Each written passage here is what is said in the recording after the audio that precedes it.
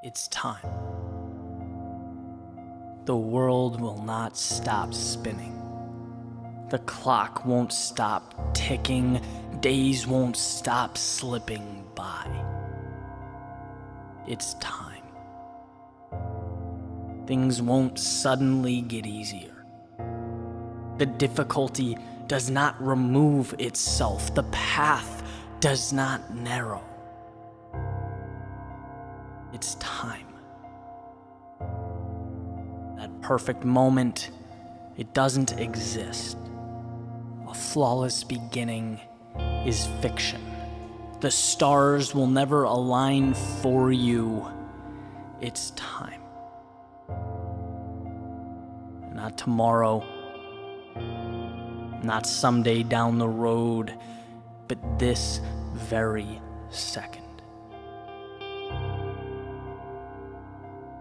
See, you don't need all the answers. You don't need to know or be sure or be armed with guarantees. Your job, your only requirement is to begin. It's time to trade fear for opportunity. Someday for right now, it's time to stop thinking small, stop seeing what you want as a reach, to stop looking at success as a stranger. It's time to sit down and convince yourself that what you want can be accomplished when it's as real as the space in front of you, when it's as probable as the completion of a single step. It will happen because it has to.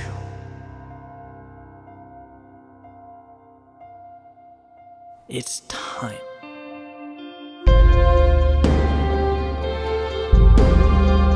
At some point, you have to see that you're not simply playing conservatively. You're not being a perfectionist. It's not about being okay with where you are.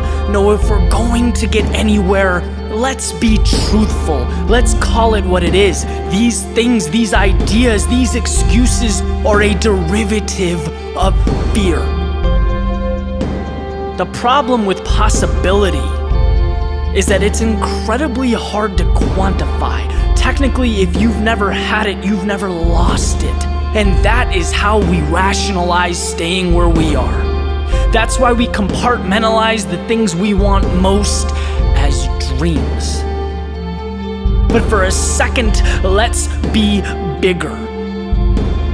Let's start from the premise that what life can provide or become is limitless. It is truly infinite. And when you sit on an idea or you refuse to begin, you are in fact losing. Every single thing around you, everything. At one point, it began. At one point, someone summoned the courage to reach out and take what's in front of them. Maybe you do the same. Maybe you take that step. Maybe the first few times go terribly wrong. Maybe it's terrifying. Maybe you find out who has your back, who your real friends are, and maybe those truths scare you. But guess what? Guess what those steps turn into? Confidence, amplified purpose, and most importantly, more steps.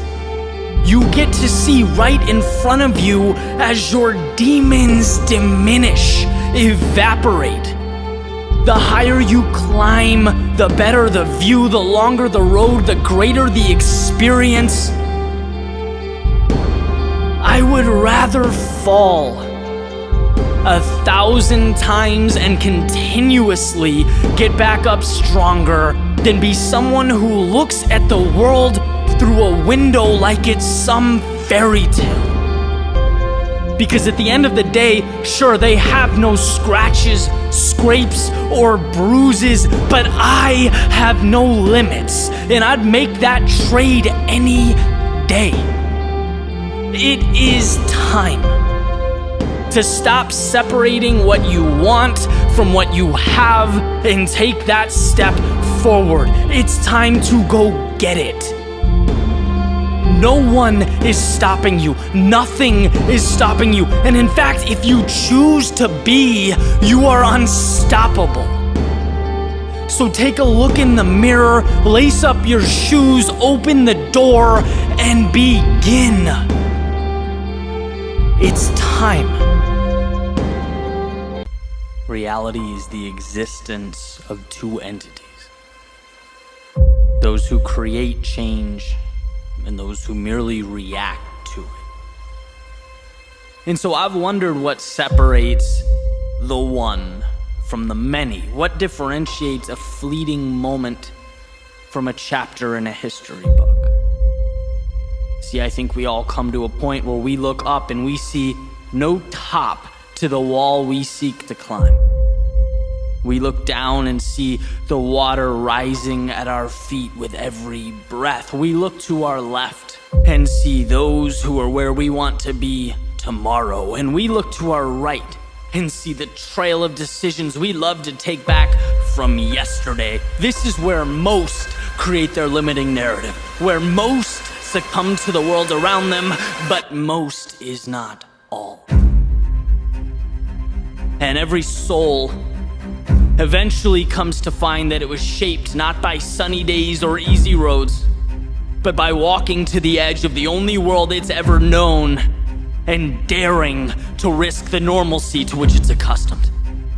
Because our appearance in the light is the manifestation of what we do in the shadows when we're alone, fighting the little battles. Greatness isn't just a different level of results. It's a whole new set of rules.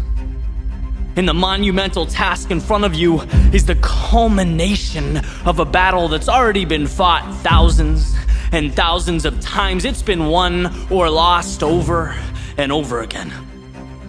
Every time you decide to stand apart instead of follow the crowd, decide to flourish instead of just survive, decide to lead instead of follow, build instead of conform, when you endure, it's because you've decided that you are different, not in that moment, but every single day leading up to that point. This is not a reinvention, it's living out who you already chose to be.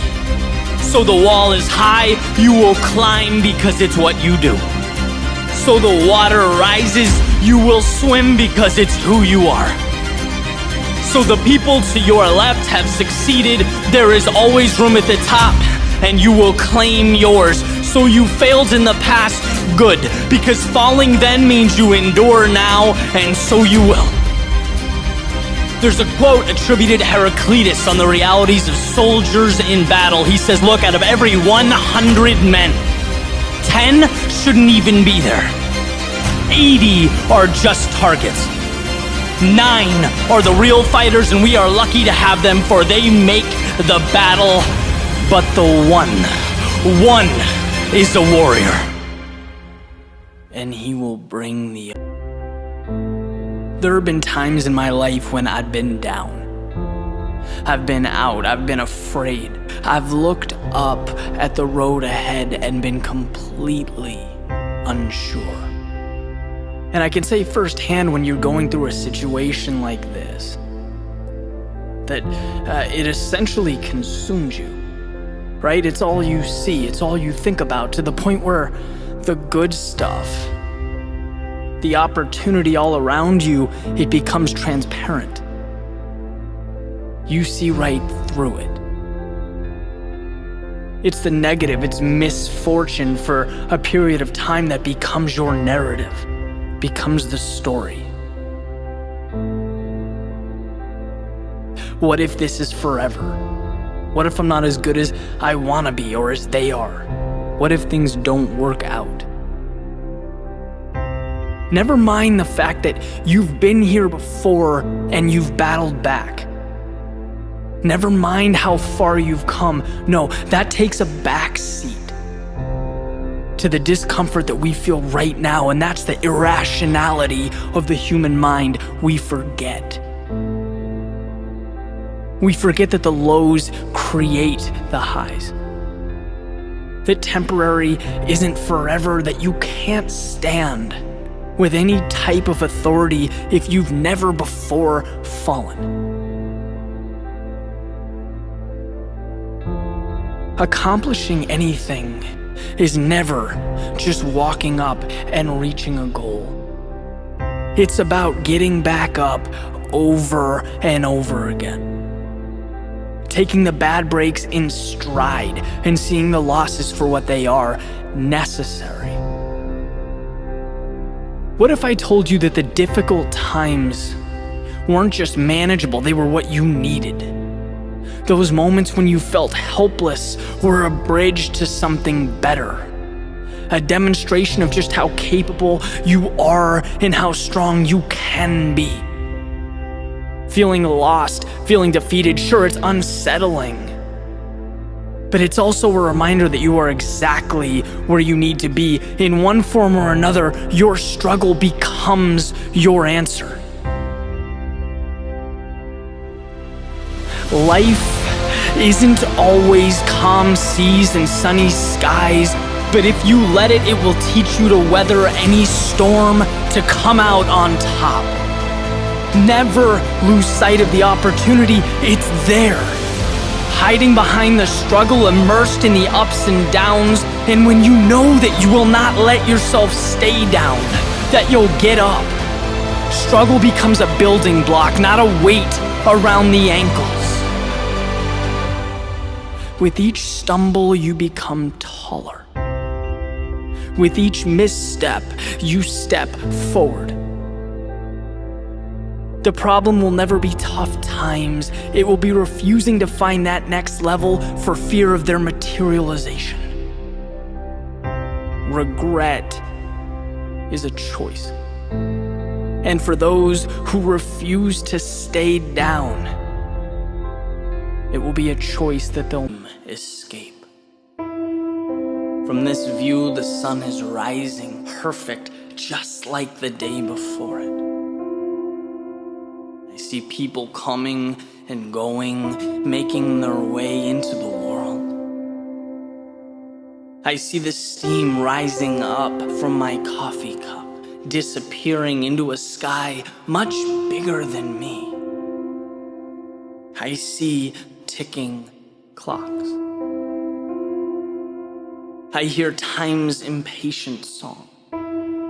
An orchestra of chirping birds and crashing waves. I hear people comparing and contrasting as they make their way into the world. I hear the sound of my computer turning on. Each key a tiny rocket ship, making my thoughts tangible and taking them to galaxies undiscovered. I hear ticking clocks. I feel time's tough love, the coolness of the breeze against my skin. I feel people's uncertainty and their hope as they make their way into the world. I feel the paper between my fingers as I turn the page, converting stories to weapons tucked away for a future battle. I feel ticking clocks. If life is war, time is a mercenary, working for you when properly compensated or against you when neglected. And the way I see it, there are two approaches to any predicament.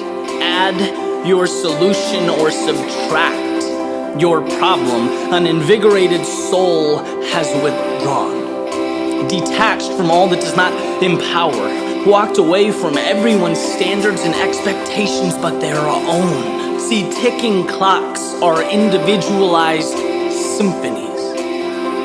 They blend into the background and become the cadence to your triumphant march. When you have immersed yourself in that which you love, time is your heartbeat.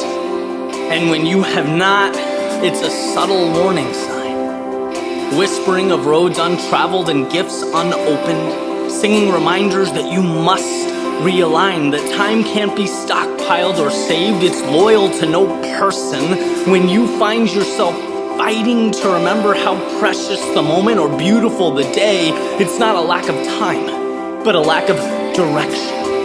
You're fighting an enemy that would become an ally for the small price of passion and clarity. That's the North Star to be followed. Because beauty is seeing ticking clocks. Not as a dwindling resource, but as a flowing river. And happiness is hearing ticking clocks. Not as a finite melody, but as the breeze at your back as you float downstream. And perfection is feeling ticking clocks. Not as an obligation or imposition, but as a once-in-a-lifetime journey. A metronome for you to compose your masterpiece. Give a pulse to that which hides away in your soul, waiting to emerge. It is anything and everything, seeking your direction. 1 second, one thought, one breath at a time.